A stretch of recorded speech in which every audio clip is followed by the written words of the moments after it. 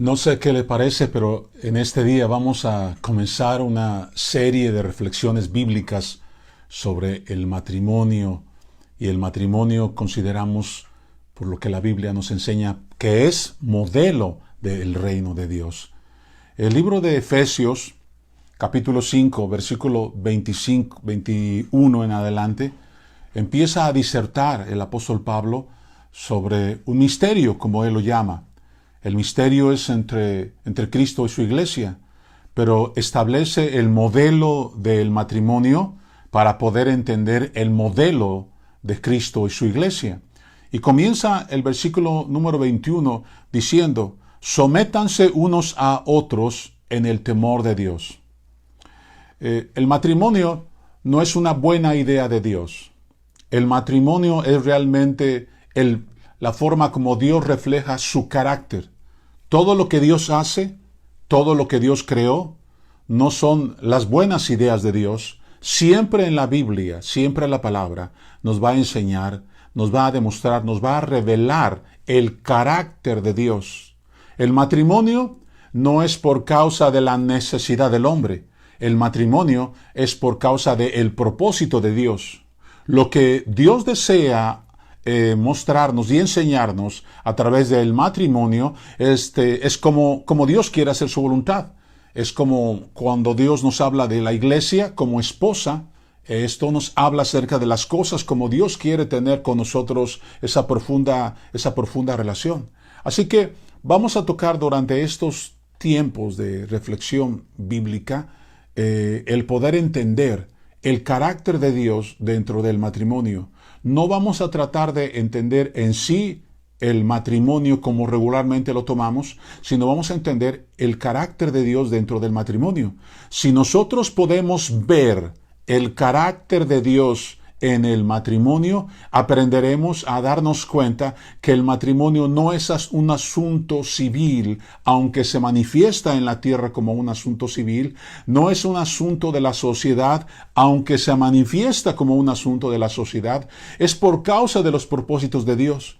Como en otras ocasiones hemos hablado, el reino de Dios no es para suplir las necesidades del hombre, sino para que la voluntad del Padre se haga en la tierra.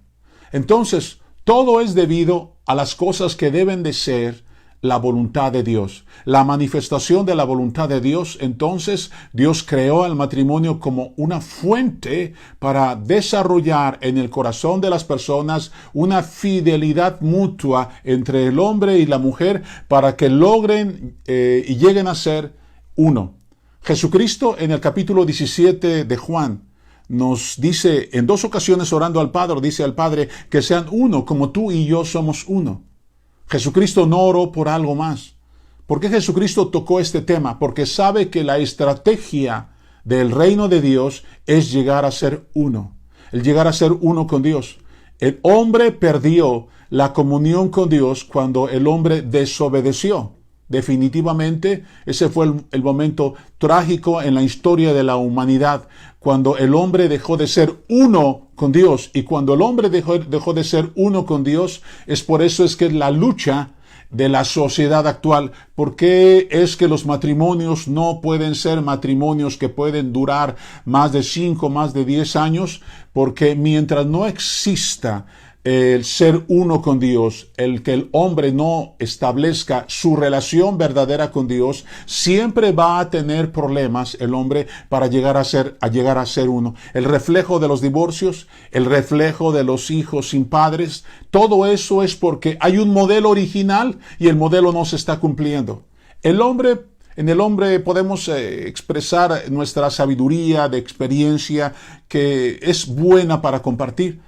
Pero el propósito de estos tiempos será poder reflejar el propio carácter de Dios. Bien, vamos a la palabra. Todo comienza en lo que el apóstol Pablo nos dice en el versículo número 21. Dice: sométanse unos a otros en el temor de Dios.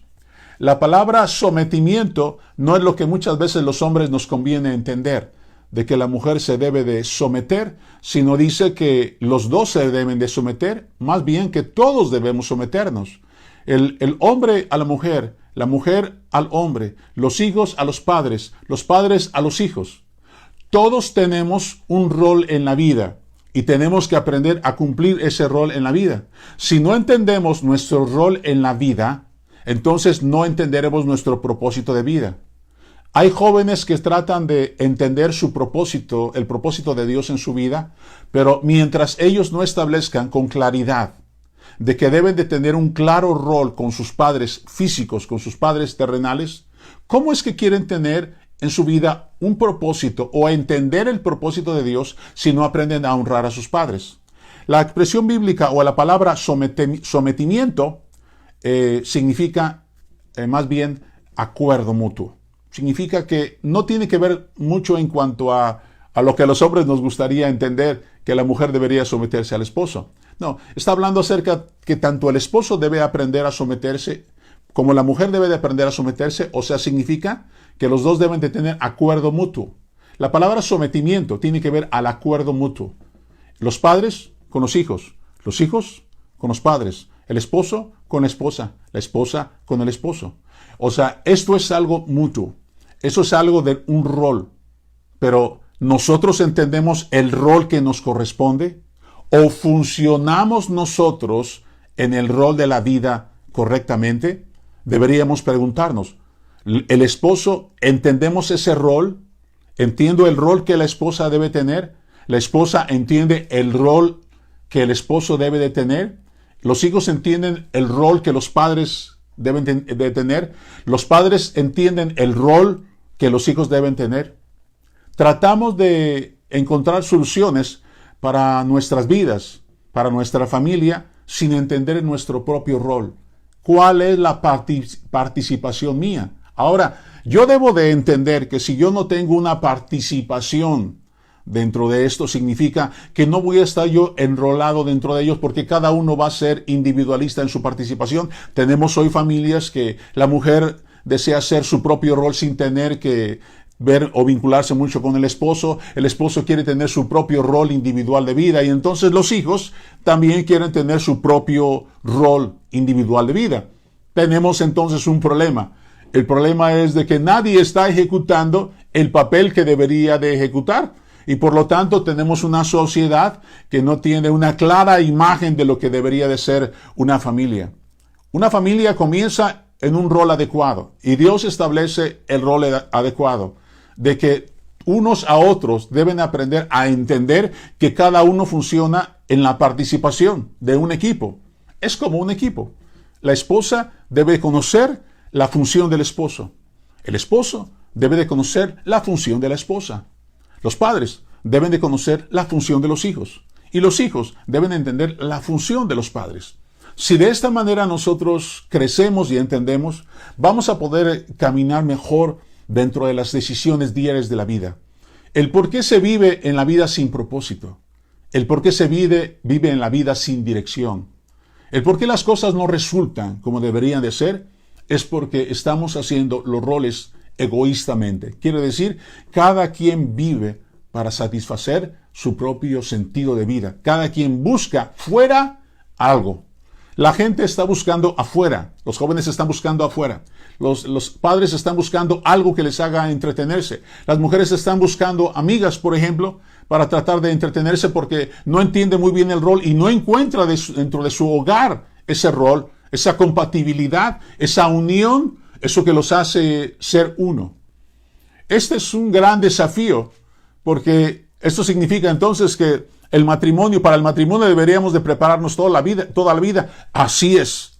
Nosotros deberíamos de preparar a nuestros hijos durante toda la vida para que ellos aprendan a entender cuál es el verdadero rol. No solamente a los hijos los educamos para que los padres nos sintamos bien. No.